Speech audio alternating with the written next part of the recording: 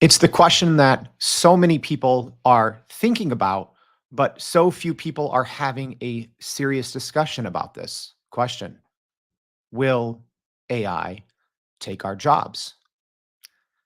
Well, the answer is yes, but the answer is much more complicated than that. I actually, 1 year ago to this day, had our first episode of Everyday AI. And I asked the same question.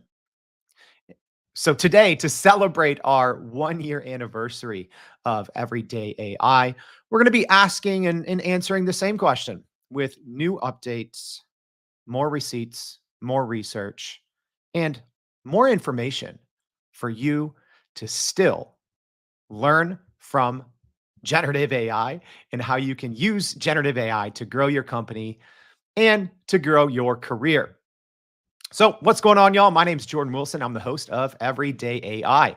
We're a daily live stream podcast and free daily newsletter helping everyday people like you and me not just learn generative AI, but how we can all actually leverage it to grow our companies and to grow our careers. So, if you're here every day, if you're a regular, thank you for your support. Can you believe it's been a year? Wild, right? I'm curious how many episodes have you all been a part of? I've been a part of every single one. But I'm always curious. If you're listening on the podcast, there's going to be a lot of information in today's show notes. So always make sure to check that out for more. So we're going to get into it. We're going to get into this, and I want you to know a couple of things before we get started. Okay. Uh, I've interviewed some of the leading experts in the world about AI over the past year. I've personally trained thousands of business leaders. Um, and I don't want this to be a doom and gloom episode, but I'm also not going to lie to you, right? I do believe that's one of the reasons why this everyday AI thing has grown a little bit. It's thanks to you, but it's also because I bring receipts, I bring facts, and I don't lie to you. So I know it's going to be a hard truth. I might, lose some of you all from this episode. That's okay. But I'd rather stick here and speak the actual truth to you because it's important, right? Our careers are at stake. Our um, you know companies are at stake. It is that important, right? But again, there's optimism here. Don't worry. We're going to get to it. All right. So if you haven't already, make sure to go to youreverydayai.com, sign up for that free daily newsletter, and something fun. So normally we go over the AI news. We're not going to do that today. That's all going to be in the newsletter. Don't worry. But hey, to celebrate our 1 year anniversary for all of you guys, thank you. So we are giving away some Meta Ray-Ban smart glasses. So they actually just introduced a whole lot of new AI powered features in the glasses. So make sure to check out the daily newsletter today. All you have to do is refer at least one friend to enter the giveaway, and we have a lot of other prizes as well. So I actually said this. I said, hey, if 10 people repost this episode, I have some more giveaway items in mind. So if this is helpful at the end, please repost this episode. All right. Also, I do want to know from our live stream audience, right? Yes, this is a podcast, but it's also a live stream. So I'm curious whether it's your first time here or you've been here for a while. How do you feel about this AI and job situation? Do you feel like it's not at all a threat? AI isn't a threat. Our jobs aren't going to be taken. B, do you feel not really? Maybe AI is going to take a few jobs, right? So the question is, do you feel AI will take our jobs? So A, not at all. AI isn't a threat. B, not really. Maybe it'll take a few. C, quite a few jobs will be lost. Or D, AI will disrupt many jobs, right? Another thing that I'd like to do, I love interacting with you all, but I like to take the pulse of people who are following generative AI and to see what they think, right? So please let me know as we go on here. So uh, let's get this thing started. And hey, thank you all for your support. Carolyn just saying bring it. Juan saying congrats, thank you. Dr. Harvey Castro, been around since day one. I love it. Michael's joining us on YouTube. Rob, first time watching live, long time post live viewer. Cool. All right, well let's get into this. I'm not going to drag you on, and just we're gonna get straight to it. Yes, AI is going to take so many jobs. we're gonna break it down. We're gonna show you all the studies, all the facts, all the screenshots, all the receipts. But to answer the question, yes, I'm not gonna make you wait around 20, 30, 40, 50 minutes to get the end answer. The end answer is yes, AI is going to take so many jobs.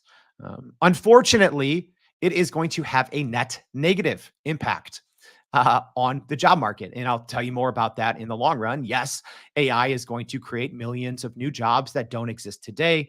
No, it will not be the same or more than the jobs that currently exist. And we're going to take a more historical look at that here in a second. But that's the end goal. If you don't need anything else, yes, AI is going to take a lot of jobs.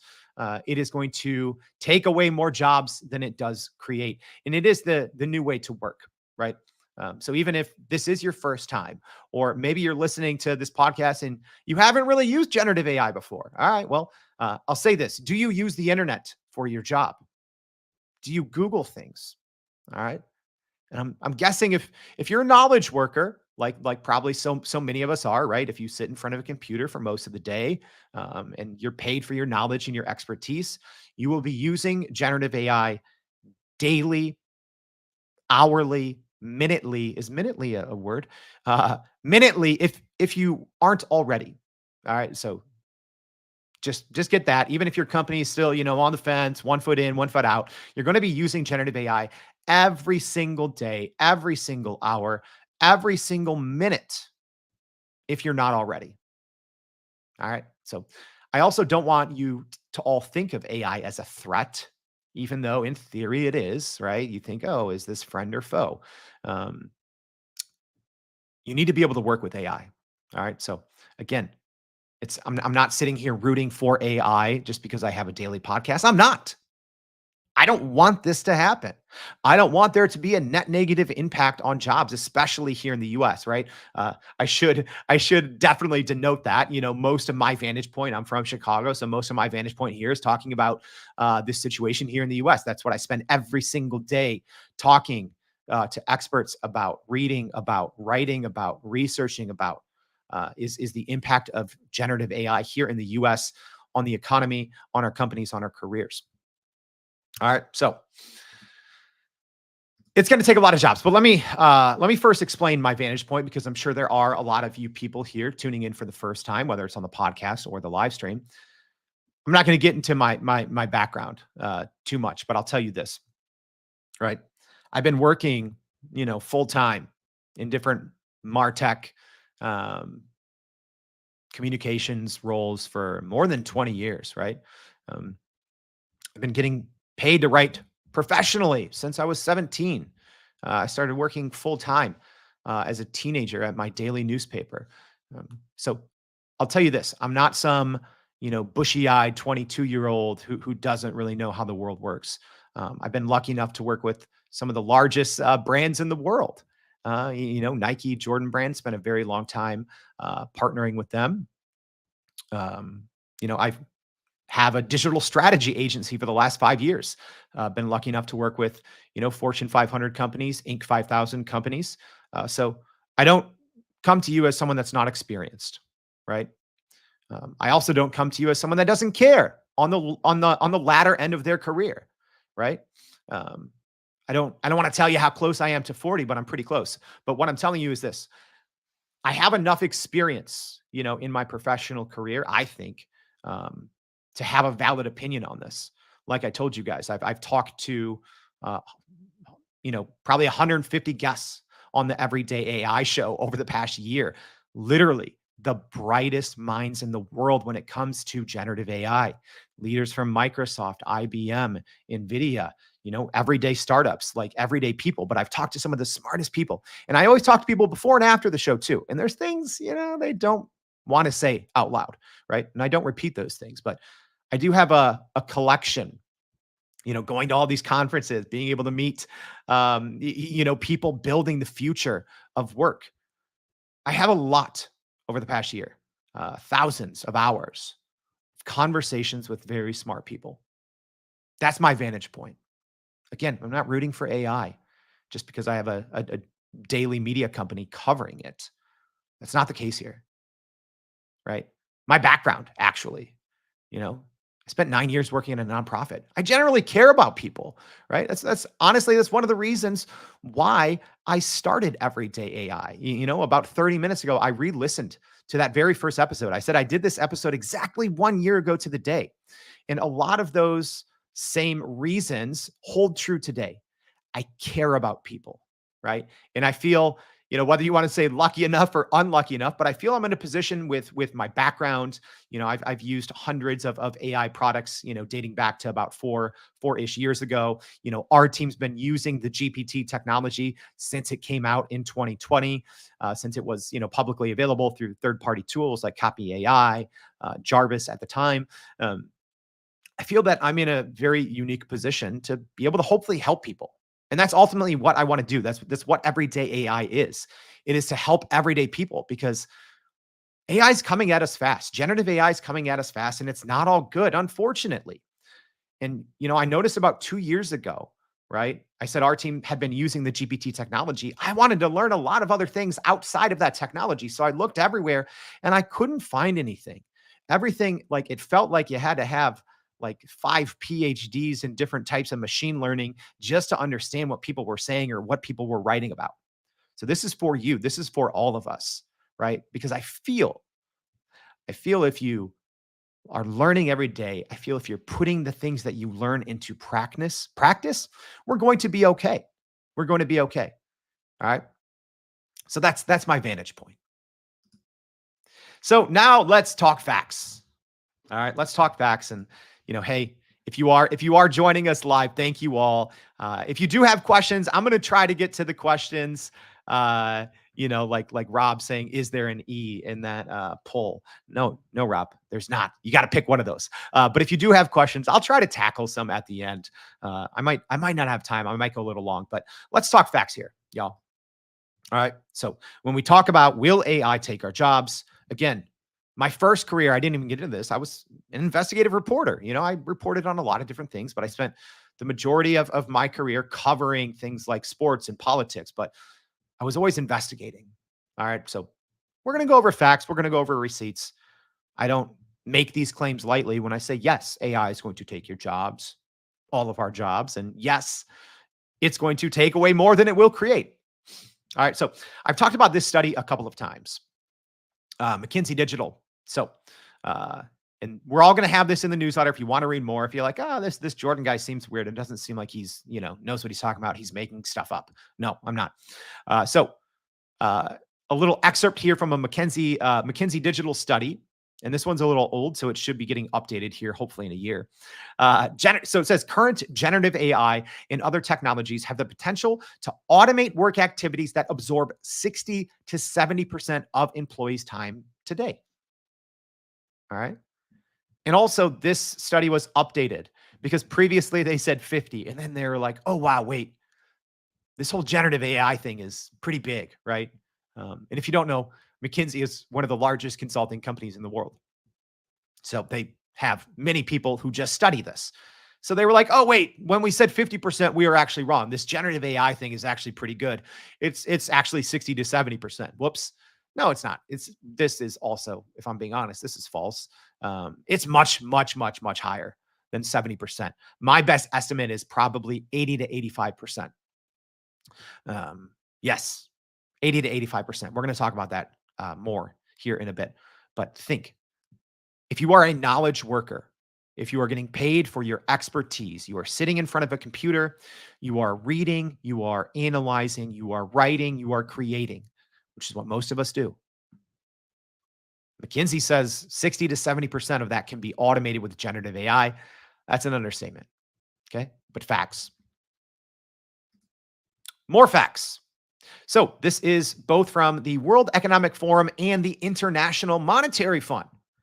So you might be saying, all right, Jordan, yeah, some consulting company in the US, not a big deal. All right, well, what about when we talk about worldwide in the impact of AI on jobs?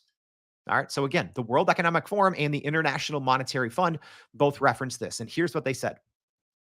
They said in advanced economies like the US, about 60% of jobs are exposed to AI due to the prevalence of cognitive task-oriented jobs. Okay, knowledge work. So what they're saying here is 60% of jobs have the exposure to being displaced by AI. More receipts. More receipts. You need more facts? We got more facts. Goldman Sachs. Goldman Sachs. Regardless of what you think of them, right? One of the largest financial institutions in the world. Some of the smartest financial analysts and researchers on the planet. So here's what they said. And this is a quote here. So we find that roughly 2/3 of current jobs are exposed to some degree of AI automation, and that generative AI could substitute up to 1/4 of current work. Extrapolating our estimates globally suggests that generative AI could expose the equivalent of 300 million full-time jobs to automation. All right. So that's looking at a global perspective, but 300 million jobs could be exposed to AI, right?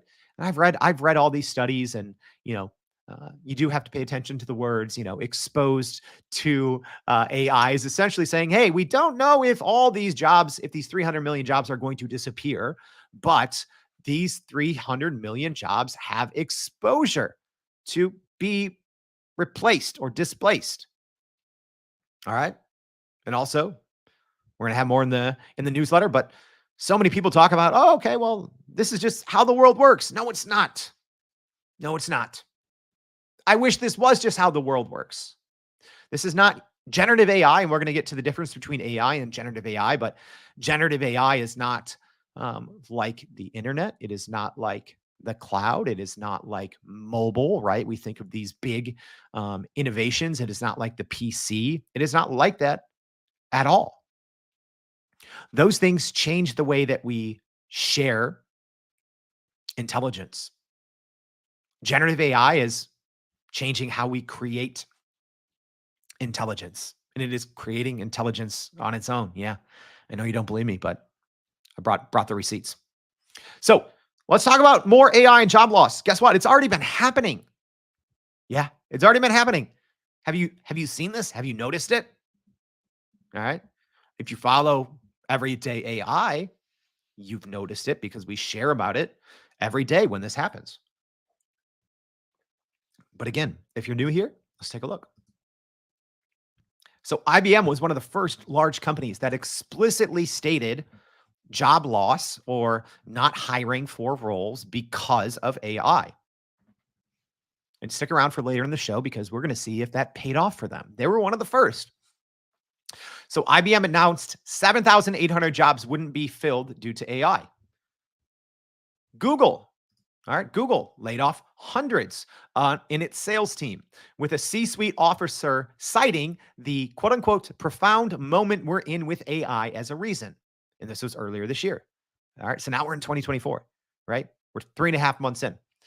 UPS announced 12,000 jobs would be cut due to advancements in AI in January of this year. SAP, one of the largest software companies in the world, announced plans to restructure 8,000 roles in 2024 due to AI. Cisco just announced 4,000 employees would be laid off to focus on AI in 2024. Google CEO literally is warning employees about layoffs in 2024 due to AI, even though they have record profit.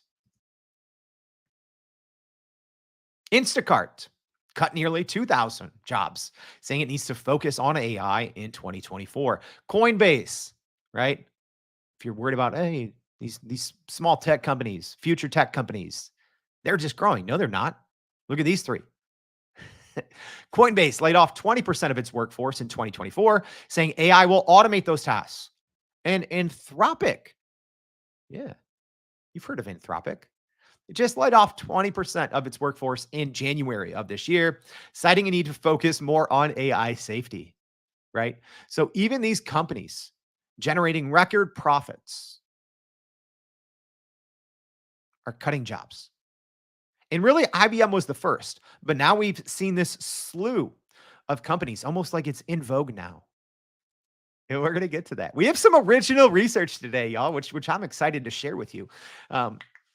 It's almost in vogue now in 2024 to say that you're cutting jobs due to AI because before almost no one was talking about it, right? It was almost like taboo to say, "Ah, yeah, we're cutting jobs. You know, we're laying off 2,000 people because of AI," or, "Hey, normally we'd hire these 5,000 people, but that's going to go off to AI, so we're not going to hire them." It was taboo in 2023 to talk about that. There is a trend. There's a trend. We're going to get to that. But now in 2024, companies are understanding that it actually pays to lay off employees and say it's because of AI. Yeah, we're going to get to that more. All right, so maybe you don't believe in facts and trends. Maybe you hear and read and see things on the internet that you believe in, and you're like, all right, this Jordan guy's crazy. He really needs to stop talking about AI every day. He's becoming a robot. This AI information is swarming his brain. No, it's not. No, it's not. I like to fancy myself a somewhat critical thinker. I like to talk with people who don't believe anything I say so I can understand their point of view as well. So let's tackle some misinformation on AI's impact on jobs because I think we have 8 or 9 things here that we're going to go through. Common misconceptions, because I'm telling you right now, you are not going to get the benefit. And I'm not saying the benefit of this show like it's something fancy, right? But you are not going to get the benefit of generative AI. You are really going to put yourself, your company, at a tremendous disservice if you do not fully embrace generative AI. If you have one of these mental blocks, if you are believing some of these things that are straight up misinformation or straight up not true. And so many of these thoughts, ideas, and misconceptions are so popular that you see them in the mainstream media, but they're all false. All of them are false. It's not Tuesday, but we got a couple hot takes coming. And hey, live stream audience, right? Denise joining us saying it is creating its own intelligence. Douglas joining us saying Gen AI is creating itself. Yes. Let me know about these misconceptions. Are you seeing these? Are you hearing these? What are your thoughts on them? I'm going to go through later. Might finish this today, might finish it tomorrow over the weekend. I'm going to, if you're joining on LinkedIn, I'm going to answer every single comment and question out there. So now's the time. Normally we have guests that do this. I'm going to do this. All right. So let's tackle the misinformation on AI's impact on jobs. Number one, this phrase should be banned. And you've probably listened to it. And you've probably thought, oh, that's smart. And you've probably spread this message throughout your company. Okay. Someone saying this on social media: AI won't take your job. Someone using AI will take your job, right? Couldn't be more false. Couldn't be more false. You know what? I'm going to put this in the newsletter. This is a tactic that quote unquote influencers, I call them Billy Boys, these 22-year-olds that live in their mom's basement that used to be crypto experts, and then they were NFT experts, and then they just converted their audience to AI, and they're all in these engagement pods. So when they write this on LinkedIn, it goes viral, and small business owners, people who work at Fortune 500 companies, maybe don't know any better, and they see this and they think, oh, okay, well, my company doesn't need AI, right? Or I don't need AI because, hey, as long as I'm using AI, my company's safe. My job's safe. Couldn't be further from the truth. This is a bunch of rubbish, a bunch of malarkey. All right. Let me tell you something. AI is not a one-to-one replacement, right? It's not like if you're using AI or your department's not using AI, one person is going to come in there and say, okay, Bill, you're not using AI. I am using AI. I'm great at it. So I'm going to take your job now. No, that one person who is great at AI is going to take over 10 jobs eventually, right? And that department of 50 becomes a department of 5. And then what happens with those 5? Well, those 5 then are going to, in theory, become better. They're going to be building stronger generative AI processes. The models are going to get smarter and smarter. The 5 become 3, and then the 3 work on agents. And then they work on agents that are completely automating all of these tasks that the 50 used to do. Again, y'all, this isn't gloom and doom. This is where the world is heading, whether we like it or not. I don't necessarily like it. I personally like to type and pound on the keyboard and sometimes do things manually. It makes me feel alive, right? But that's not the way the world is heading. So if you see that, again, this is a tactic. Go search for this on Twitter. There's thousands of people who say this every week. And they're all in these engagement pods, and these posts go viral all the time to make you believe it, and then they sell you some crap. Stop believing it. If you see this, never listen to that person again because they don't understand. Ask that same person, when was the last time you read benchmarking reports from large language models? When was the last time you read a research paper on generative AI? They don't do that. That's what I do. Luckily, my wife's pretty cool. And I'm like, hey, I'm going to spend all weekend, you know, reading these, new prompt engineering papers. And she's like, yeah, that's good. All right. That's what I do. I come here with facts. All right. Number two, big piece of misinformation when it comes to uh, AI and jobs. People say AI cannot perform at a human level. Yes, it can. It absolutely can. People always screenshot something online and they're like, "Oh, look, ChatGPT stinks." No, you stink at using it. All right. The problem is you have the smartest people in the world building generative AI, but then you have, yeah, these, 20-year-olds trying to teach you.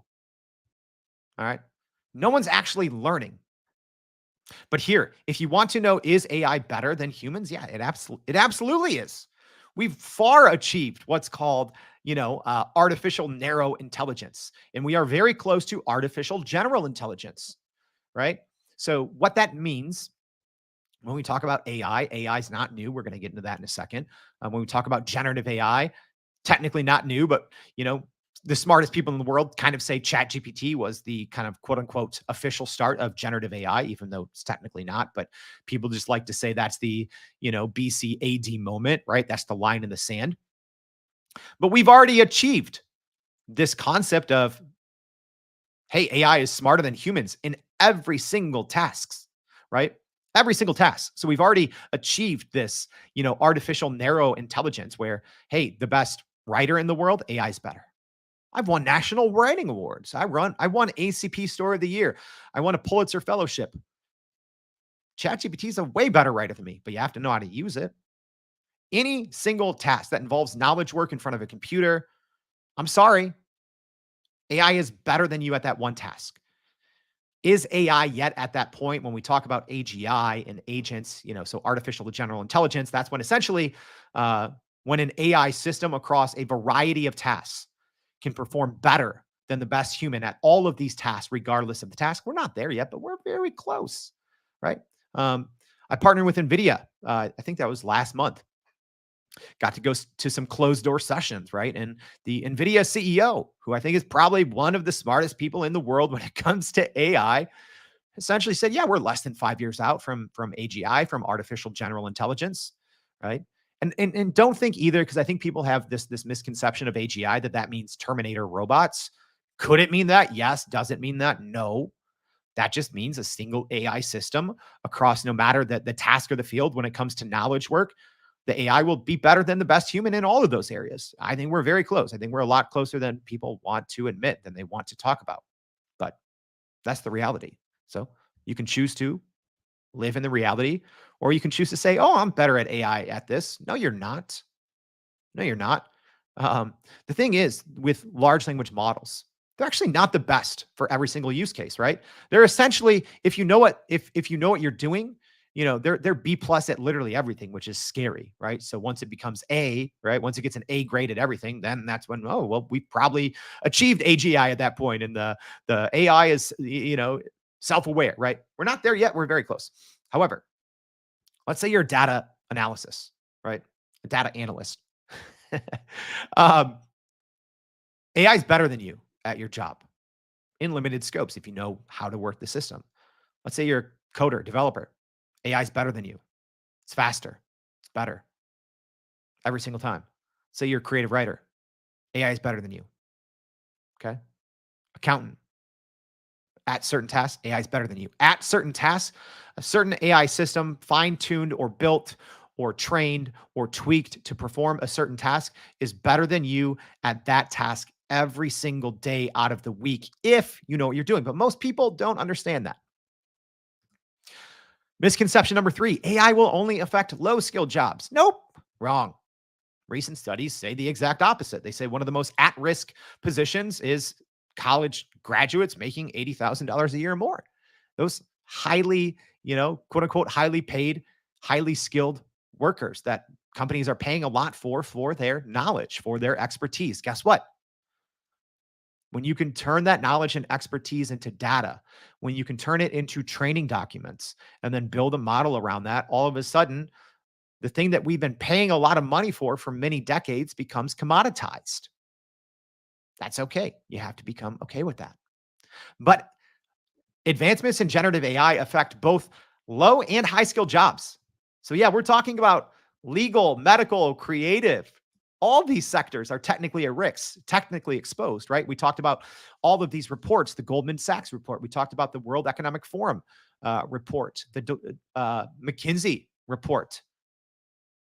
It is the jobs of not just low skilled, right? We're not, I think when people think about AI, they think, oh, we're going to have all these robots now working in factories and not humans, but I don't work in a factory. No, well, that's probably going to be happening, but it is knowledge workers. If you are someone, I cannot emphasize this enough. If you are someone that sits in front of a computer and gets paid for your knowledge of expertise, whether you are fresh out of college or you've been in a field for 10, 15, 20 years, why does that company pay you?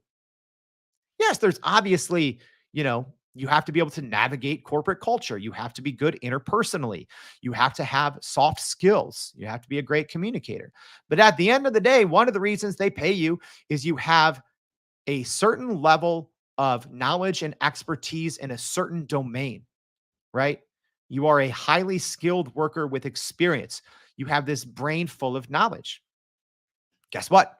Smart companies are creating domain specific models and they are paying people like you, whether you know this or not. Go look in your field. Go look in your field.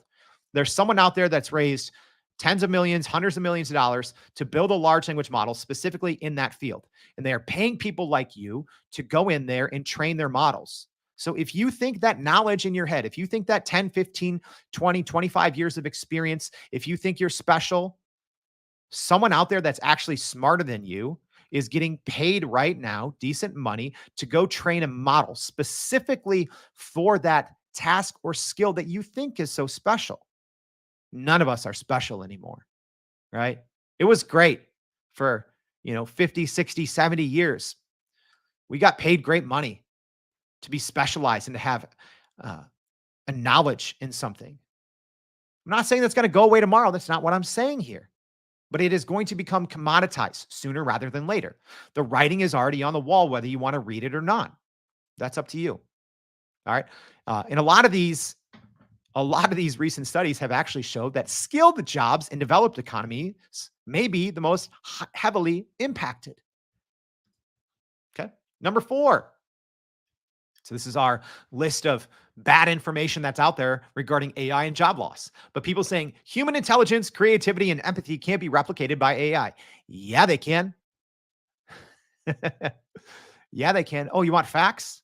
Those are the three areas people always say, oh, well, AI can't do this, this, and this. No, you don't understand AI. Right? Yeah, I can. All right. Ready? Human intelligence. People say, oh, large language model, generative AI, all it is it's just regurgitating what knowledge is already out there. Nope. No, it's not. It is creating its own intelligence. Right. So we talked about this on the show before, but as an example, Google Fun Search, which is a specifically trained large language model from Google, it solved a decades old math problem that literally you had countless mathematicians and scientists spending their careers to try to solve this math problem. They couldn't do it. Google built a large language model that solved it.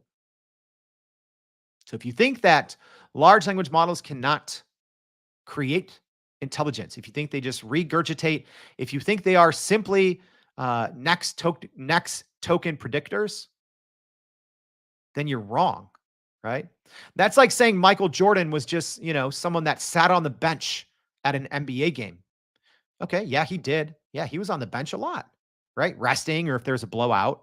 So both of those things can be true. Michael Jordan can just be a player that sits on the bench, but he can also be the greatest player ever. So if you think generative AI is simply next token prediction,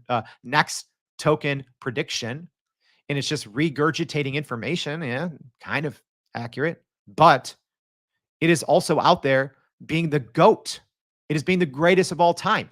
It is already creating new intelligence and smashing records. Your thought, or it's your call if you want to understand things or not. Uh, all right, so that's human intelligence. What about creativity? Well, a University of Montana study published showed that AI tested in the top 1% for original creative thinking. And this was a blind test based on thousands of college students. Top 1%. Seems pretty creative to me. You can train a model to be creative, to think creatively. Guess what creativity is? Whether you want to think so or not, you are acting as a large language model when you are being creative. You are thinking about every single creative thing that you've ever seen. And you are thinking, okay, how can I connect all of these dots and come up with a creative idea, creative strategy for my company, for my career, etc. That's all you're doing is you are processing things in the past that have been creative, or you are processing where creativity has not existed yet. But your brain is processing information that already exists when you are creating new creativity. That's what models do. Do you want to argue with science and math and stats? You can. Empathy. So a very famous study showed that ChatGPT was 9.8 times, so 9x more empathetic than doctors when it came to bedside manner, and they were testing for empathy. So if you think AI cannot create its own intelligence, you're wrong. If you think AI cannot be creative, you're wrong. If you think AI cannot be empathetic, you're wrong. It's not me. That's facts. Number 5, AI has been around for decades and hasn't disrupted jobs. Yeah, this one's funny. People are like, "Oh, AI, yeah, I'm not going to worry about that." That's like the boy who cried wolf. We've heard this before. Yeah, AI's been around since the 50s, right? So people say, AI is nothing new. AI is not going to disrupt anything. Wrong, right? So yes, uh, traditional AI, deep learning, machine learning, neural networks have been around and they've been used in certain niches and verticals for many decades, right? An easy one is in the financial sector. So you've had kind of these deep learning algorithms being used to, detect identity theft or to detect fraud for many decades. So people say, oh, AI's been around for decades. I'm not worried about it now. Well, maybe you should, because there's a difference. Generative AI is completely different because if you were a company or an individual that wanted to use AI in the 80s, good luck. It was super expensive and it's very few people could actually build or use the technology, let alone make any use case of it. It was for very specific use cases in niche verticals. Yes, it was used all over, but it was very specific, very expensive, very limited. That's not what AI is now. When we talk about generative AI is affordable, it's accessible, it's reliable if you know what you're doing. This is, I think, the first time in human history that the difference between the biggest companies in the world with the best technology and the everyday person that has nothing, right? It used to be worlds of difference between capabilities, tool sets, tech stacks. Not anymore, right? Not anymore. Some of the biggest companies in the world. I know. Hey, we even just had someone from a public company on the show yesterday, from Lanzatech. They based their model, right, which they're getting great results off of. They based their model off of GPT, which anyone can go have that for $20 a month. You got to pay for the pro version or the Chat GPT Plus, right? But they're the biggest companies in the world that are getting the most out of generative AI right now are using the same technology that's available to all of us for a mere $20 a month. That's it. That has never happened in the history of humankind. So generative AI for the first time is affordable, accessible, and reliable. And right now, we are hitting a sweet spot. We are hitting a sweet spot of compute capabilities and cost. All right. What that means, AI is more powerful than ever. It is more capable than ever, and it is more affordable than ever. So we are in a sweet spot. And 2024 is going to be wild, right? I think that's one of the reasons why you've seen, especially in the early part of 2024, we went over, right? We brought receipts. But that's why we've seen these big companies being like, yeah, we're going to lay off 5,000 jobs. And we're fine saying it's because of AI, because these big companies realized about a year and a half ago, oh, yeah, our knowledge workers that we're paying a lot of money and we're hiring tens of thousands of them a year, we can stop doing that. We can start investing in our own internal systems, right? We can start investing in creating our own language models based off of this domain specific knowledge and expertise that is our IP. All right, number 6. This one's fun. Jobs historically evolved and shift, but AI is just a part of that, right? People say, hey, it is human nature that jobs just change. And hey, this new AI thing, it's going to be the same, right? Yes, there's periods of ups and downs when it comes to, as an example, unemployment in the US. And people say sectors change, jobs change. That's true. It's true, right? It's why we don't have, the same number of, switchboard operators and farmers and industrial factory workers that we did 60 years ago. So people say AI is going to be the same as that. They're just saying, oh, no, all the jobs are just going to change. Nope, not true.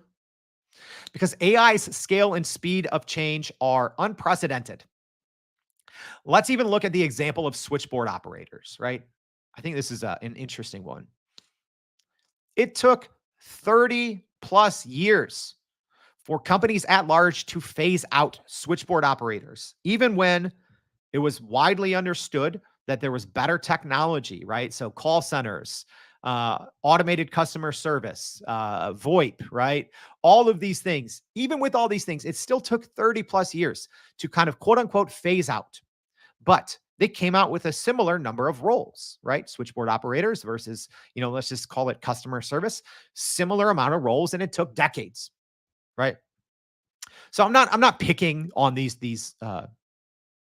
sectors or lines of work, but think of that now for data entry.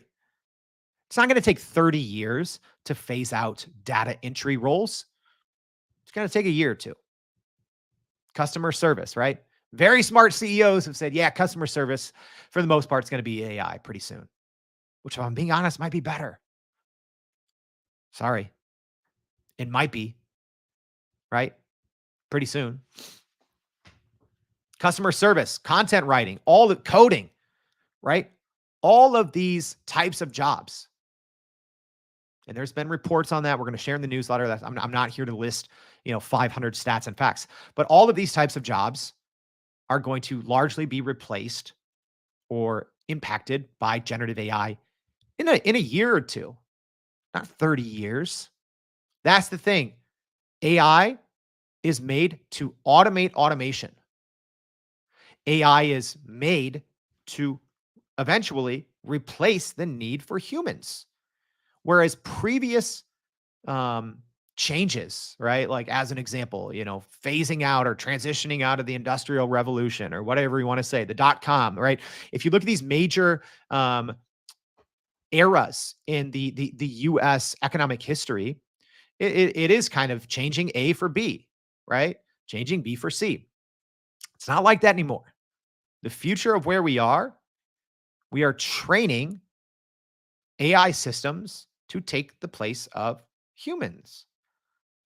It stinks to say that, but that's the reality. Yeah, I got more receipts. Don't worry. Don't worry. All right, 7. AI will create more jobs than it takes. No, it won't. Not even close. Will AI create millions of new jobs? Yes. Will it create new industries? Yes. Will it create new sectors that we didn't even think today can exist? Yes, of course. It'll create probably tens of millions of new jobs, new roles, new sectors, new industries. Yes. It's not one-to-one. It's not one to one. AI will have a net negative impact on employment. It will, right? Because AI, like I said, it's built in a way to automate knowledge work, which is the main skill that humans have. All right. When we talk about the internet wasn't built to replace the main skill that humans get paid for in their jobs. That is specifically the intent and purpose of these AI systems, right? We're going to talk about agents here in a second. All of the money right now, billions of dollars, is going to the companies who are trying to replace the value of a human in a job. I hate saying it. That's the truth.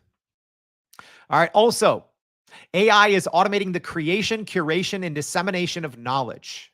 That part's important, right? I wrote that down. I'm like, wait, that's pretty good. Let me say it again. AI is automating the creation of knowledge. It's automating the curation of knowledge, and it's automating the dissemination of knowledge. All things that in general humans do in different domains and verticals. Reskilling and upskilling will take decades. So if you think, oh yeah, next year there's going to be, 5 million newer 5 million jobs are going to be gone. And these 5 million new roles that didn't exist are going to exist now. No, reskilling and upskilling will take decades, largely because the current US higher education system is failing in training the workforce of tomorrow. Also, let's be honest, CEOs and Wall Street don't want humans working.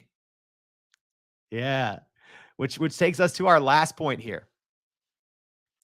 Companies will prioritize ethics and deploy AI responsibly to protect their workers. Nah, no, they won't. Right? That's PR. Right? That's marketing. Companies, especially these big public companies that say, "Oh yes, we care about ethical AI deployments. We are going to use AI responsibly. We are going to protect our workers." No, they're not. They're protecting shareholders. They're protecting their CEO who wants to go from making 20 million this year to 22 million next year. And if that means laying off 11,000 humans, then that's what they'll do. All right, ready? More receipts, y'all. Yeah. Probably didn't like that one. That one probably hit, right? Oof. This Jordan guy's a jerk. No, I'm not. I'm just presenting the facts. Ready? We have more receipts and some original research. I'm excited about this one. So I was just talking about, will companies, will CEOs, will C-suite, will board members want humans or do they want AI? Well, here I'm sharing a chart here on the screen here on the live stream. So again, if you're listening on the podcast, I know this is a long episode, but you can come back and watch this. But this chart here is tracking the number of S&P 500 companies mentioning AI during quarterly earnings calls. And obviously, it is now skyrocketing. Companies that before were like, we're not going to touch this AI thing. Everyone is talking AI. It's literally like, have you ever had a conversation with someone and you're like, this person's just spitting out a bunch of buzzwords?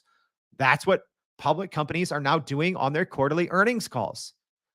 They're just saying AI, generative AI agents, AI, generative AI agents, AI data, large language models, data, right? They're just spitting things out because here's why. This is, little original research here. So this is also a graph from FactSet. Again, we'll have this in the newsletter. All right. So this is tracking the number of references in quarter 4, 2023. So I know quarter 1 just wrapped up here. We're in April 2024 right now. But this is tracking for the last full quarter. This probably graph should be updated here soon. The number of times certain companies have mentioned AI on their earnings calls, right? So NVIDIA, a lot. Microsoft, Meta, right? Like all these companies that we all know and love. Guess what, y'all? Guess what? I went through and I looked at their year to date. I'm like, okay, if they were just pushing out AI, everything, AI, everything, AI, everything, are these companies growing? Well, over this time, the Dow average here in the US went up 2%.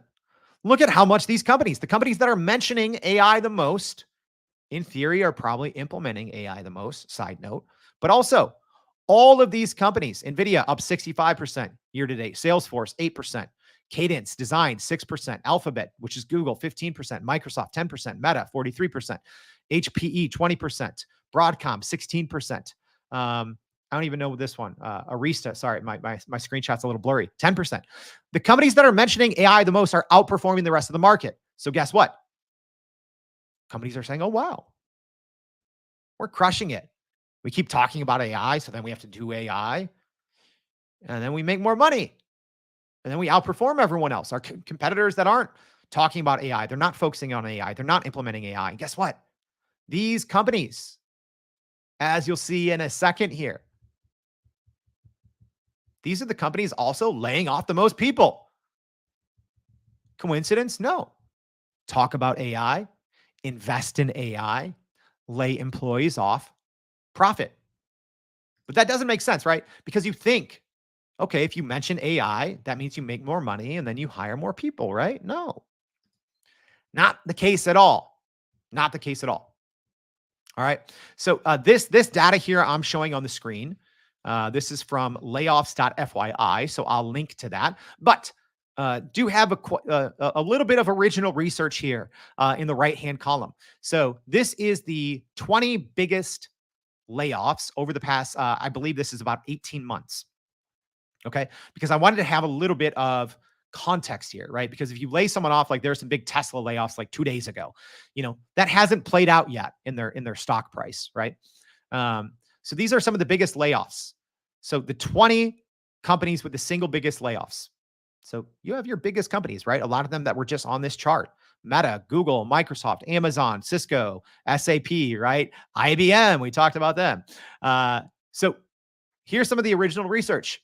I went and looked at, okay, for these companies, these public companies with the biggest layoffs, are they making more money now? Whether the layoff was 3 months ago or 18 months ago. Is this a direct correlation? Yes, right? We have the 1-year stock price. So out of these 20 companies, 16 of them, their stock has gone up, a lot of times significantly. All right. So even the average there with all these companies, 20 biggest companies, yes, 4 of them didn't make more money, over the past year. But an average 72% increase, right? And then I have the other major indexes at the same time. You might be saying, okay, well, that's just all the stock market. No. Yeah, the S&P's been crushing it up 23%, Dow Jones 14%, NASDAQ 8%. But here's what this means. You lay off thousands of employees. You are rewarded. Wall Street hates employees. Sorry. You can't argue with facts, did you? I didn't cherry pick 2.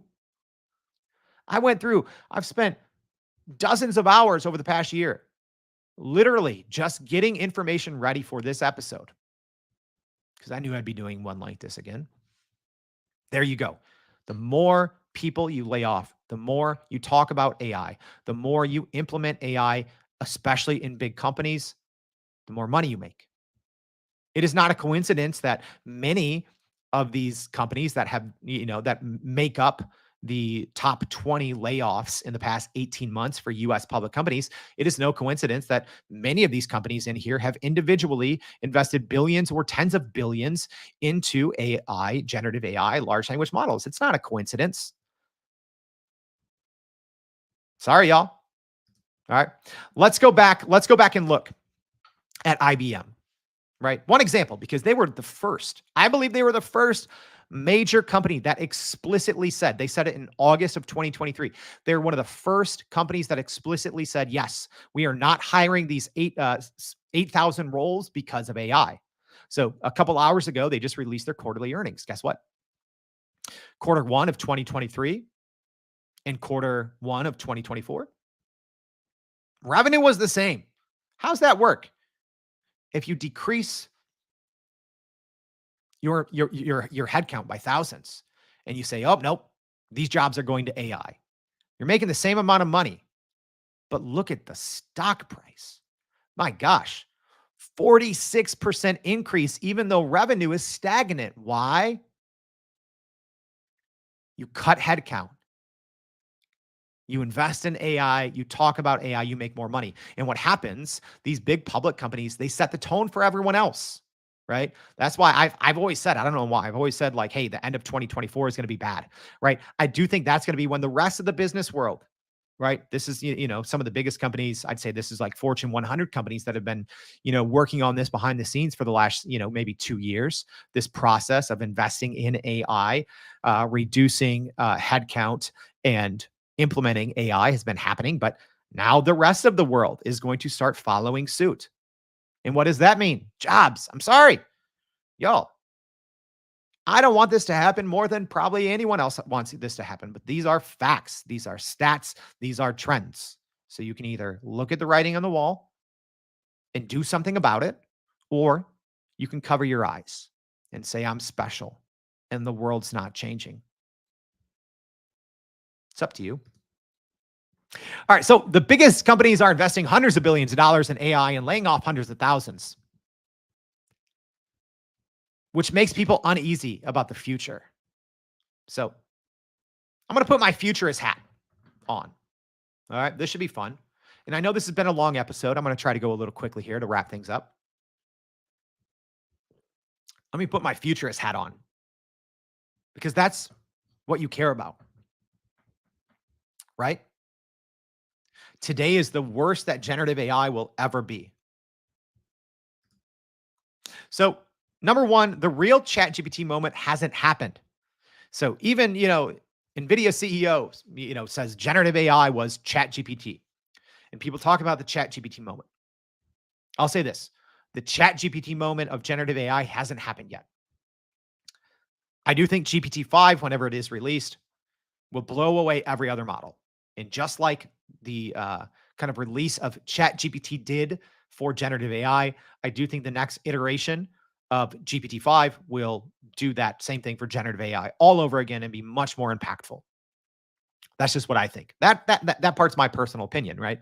But presumably, this next version of GPT, which OpenAI has been the leader in this space by far.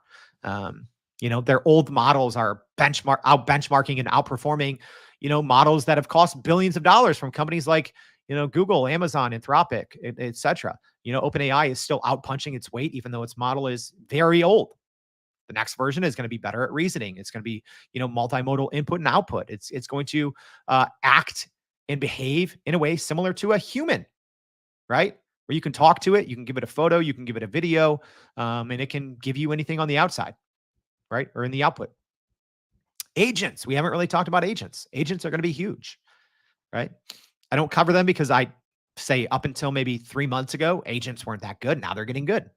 And agents, if you're new here, are essentially pieces of AI software that are literally built, and you can, train them, and you essentially click around on the website and you say, here's what I do.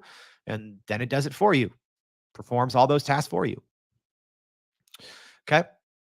$100 billion Stargate project between Microsoft and OpenAI investing in infrastructure. That's huge, right? So reportedly, OpenAI is working on agents, GPT. They have this huge $100 billion infrastructure project with Microsoft to create more compute. Reportedly, Sam Altman is looking to raise $7 trillion. So this OpenAI CEO is reportedly looking to raise $7 trillion to create more compute that powers all these generative AI systems.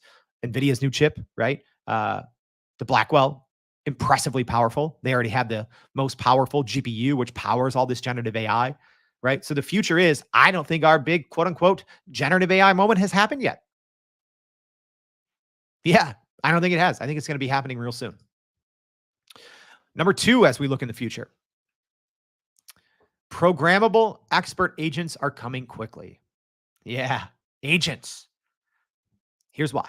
And I like to think of it as this. If you're an old school dork, you probably know RPA, robotic process automation. So I think of this as agents as RPA meets large language models meets subject matter experts. Or in other words,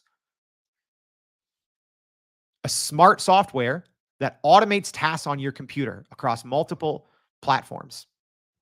Combine that with domain specific large language models, more powerful ones, and combine that with what I think has already been the big trend of 2024, which is tying in domain specific information into large language models, right? Through things like RAG, retrieval augmented generation or fine tuning models, right? So it's combining the best models out there with your company's IP, with your company's data.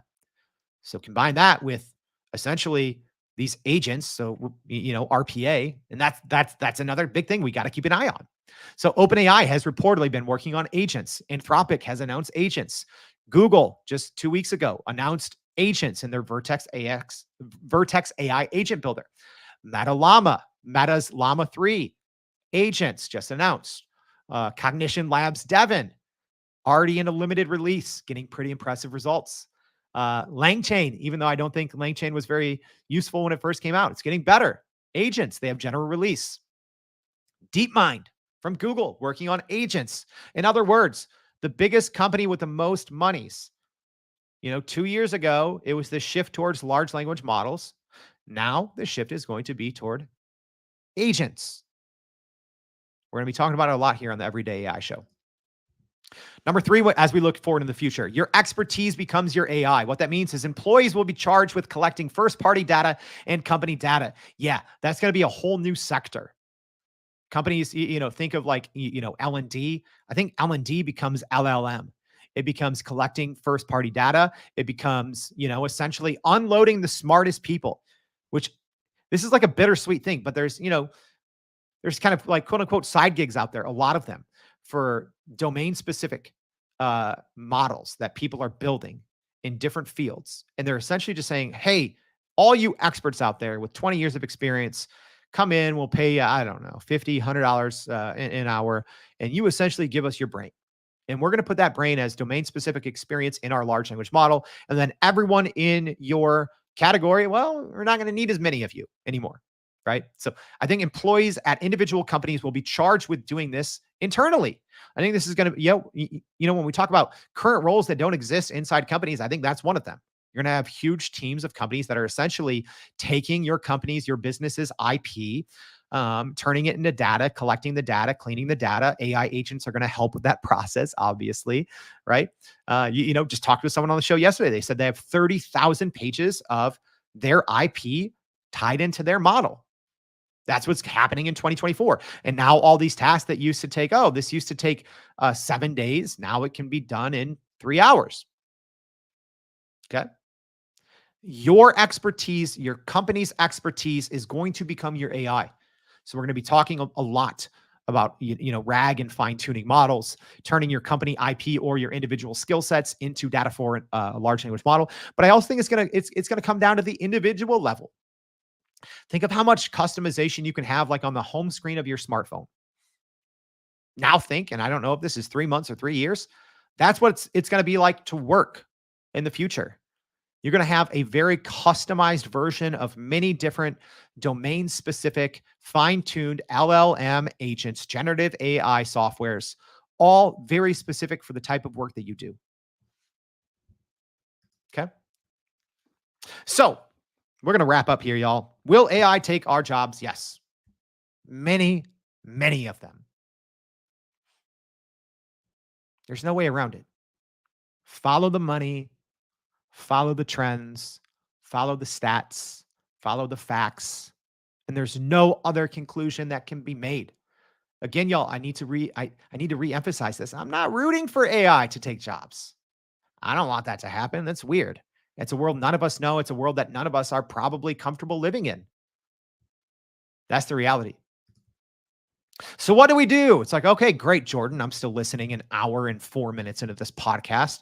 Now I feel like crap. Thanks, man. No, it's okay. Here's what we should do. So how do you survive in an AI world? Well, don't run from AI. Is it your enemy? Technically.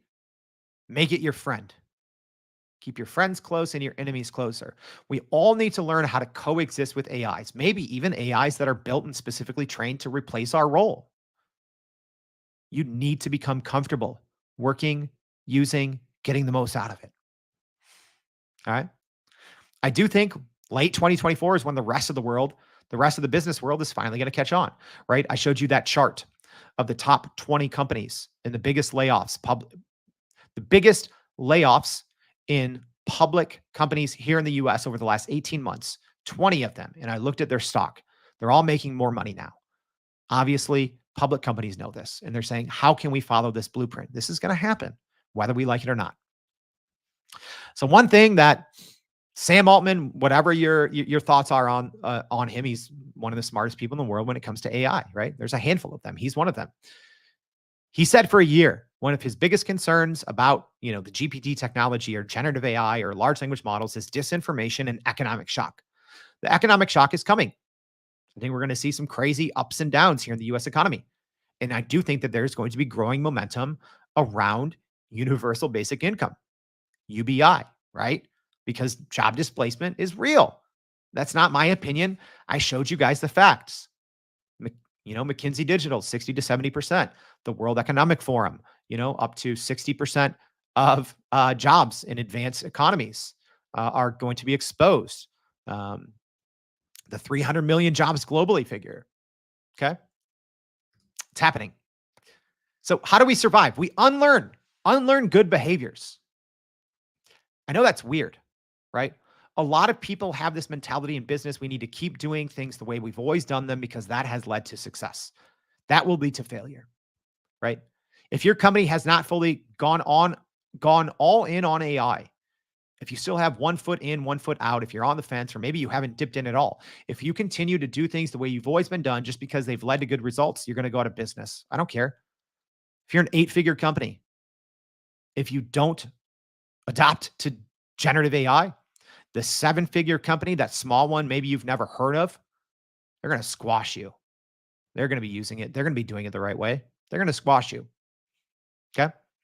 Also, you need to know that knowledge workers and subject matter experts will have limited importance in the future. All right. That's what large language models with your company's data are for. That's weird, right? Even myself, right? Companies pay me because, for my digital strategy expert, my marketing, technology, comms. It's not going to matter much anymore, right? It's not. Sorry. I've come to that realization. It's hard. It's not going to matter as much. I'm not saying, hey, next year, your 30 years of experience in this field are worthless. No, they're not worthless. They will be worth less. They'll still be valuable, but not as valuable because guess what? People who are just as smart as you are training models with all of that information. So that information, that domain-specific expertise, those highly valuable skills of today are going to become less valuable tomorrow. Highly specific knowledge is going to become commoditized. You have to be okay with that if you want to succeed in an AI world. All right. Here's some hot takes. I think the rise of, this kind of like gig economy that we've seen over the past decade, it's going to 10x easily because what's going to happen is all of these displaced workers, something that people don't talk about, right? We talked about all these biggest companies, right? Amazon, 36,000, Meta, 21,000 layoffs over the past year and a half, Google, 12,000, Microsoft, 11,000, right? Guess what's going to happen? I've talked to, even in the past couple of months, I've talked to about 5 or 6 people who work at some of the biggest companies in the world, and they've talked about this. They say, this is all off the record with them. I'm not naming them by names, but they're like, hey, my company, we're creating AI.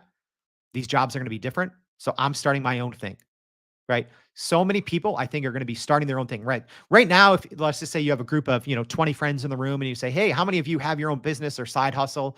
I don't know, maybe 2 or 3, depending on, if you're running in entrepreneurship circles, it's probably more hands, but let's just say on the average, I don't know, maybe 2 or 3 hands go up. I think in 5 years, it's going to be the majority of people. I don't know how that's going to work with, insurance and benefits and retirement. I don't know, but I think that's the reality. I think so many people are going to have, multiple part-time jobs, multiple side gigs. They're going to own multiple businesses because, hey, this is something Sam Altman said. He said, hey, I can see a single person business, making millions or billions of dollars. And that's actually a reality because generative AI completely rebuilds the playing field.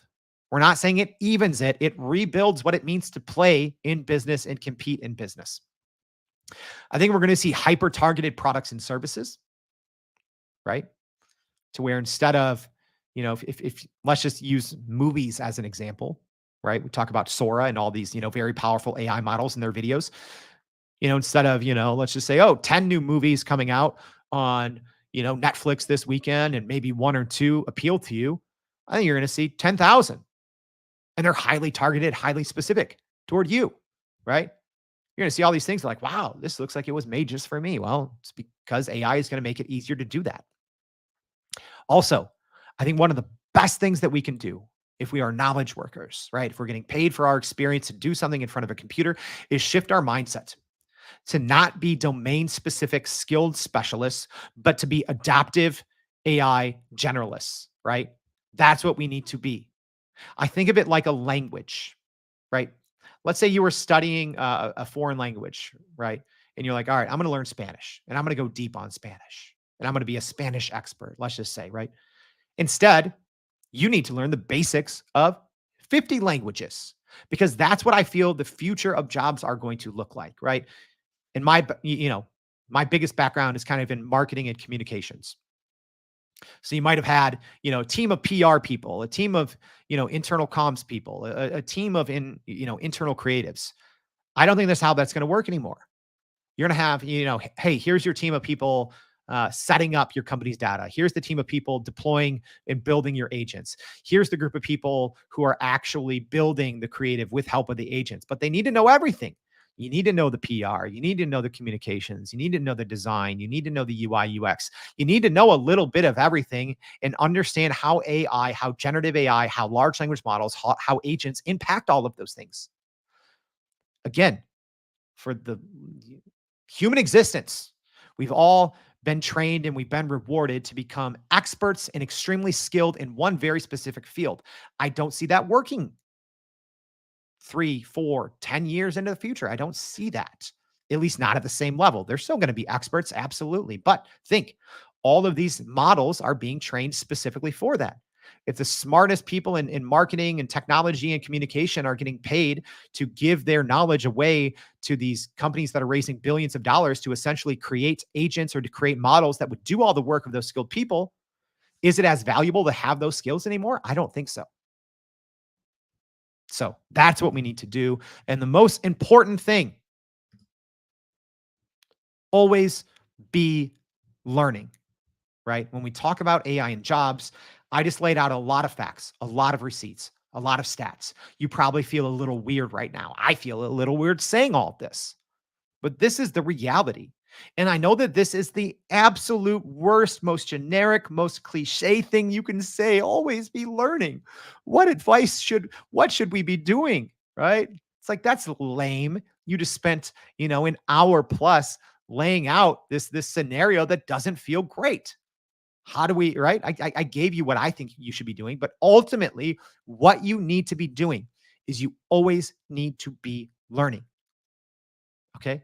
Not just in your field, but how AI is impacting your field. That's what you need to be spending your time on. Again, we've been rewarded for decades, right? To keep learning in our specific field, ongoing education and training in your specific field. Instead, you need to be looking at the applications for AI in your certain field. That's what you need to be spending your time on. Always be learning AI in your field. Always be practicing AI in your field, right? Because that's the only thing that I know come next week that is still going to be valuable, timeless information. Always be learning about AI in your field. Always be practicing AI in your field. And if your company has not already implemented generative AI into your day-to-day workflow, you need, if it's you in charge, hit me up. We'll help you. If it's someone else, you need to say, hey, why aren't we doing this yet? Right? So if you are that person charged with implementing generative AI in your organization and it hasn't been yet, you need to push. You need to push, because if you don't, you're going to have a problem competing. All right.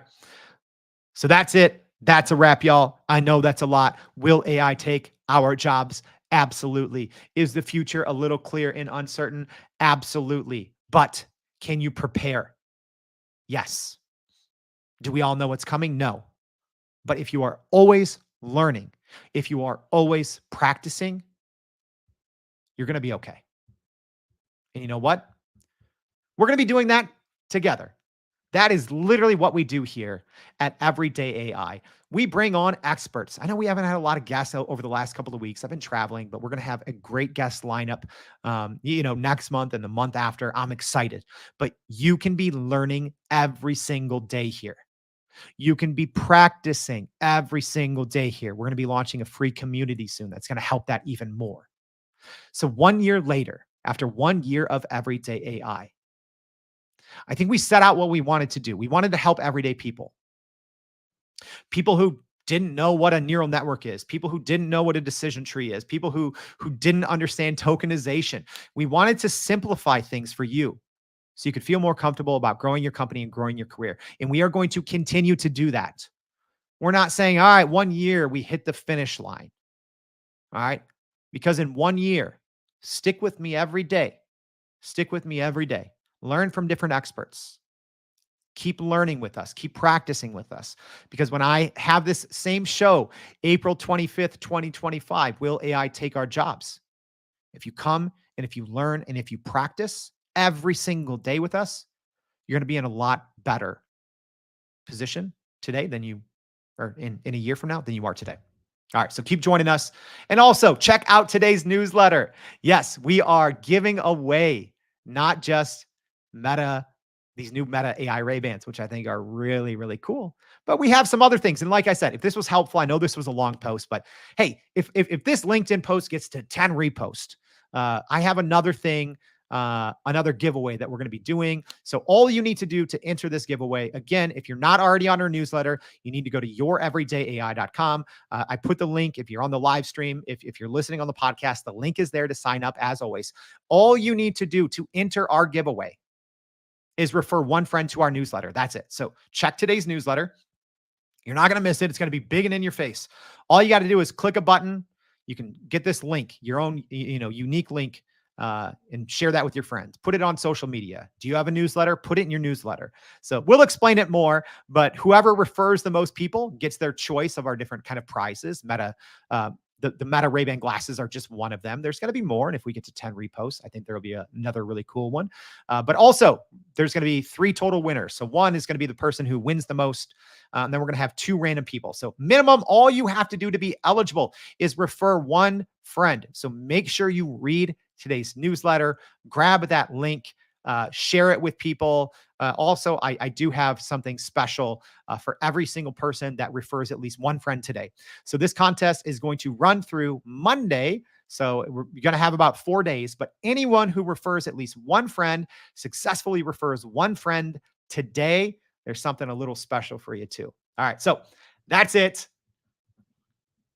I hope, even though this was kind of a Debbie Downer episode, I hope this at least gives you a little bit of optimism. It gives you a little bit of hope. What we do here at Everyday AI, we're not here to, put out these like AI won't take your job. Someone using AI will. No, we're here to give you the truth. We're here to bring you the facts. We're here to bring you receipts, and we are here to learn and grow together. Thank you for joining us. We hope to see you back tomorrow and every day for more Everyday AI. Thanks, y'all.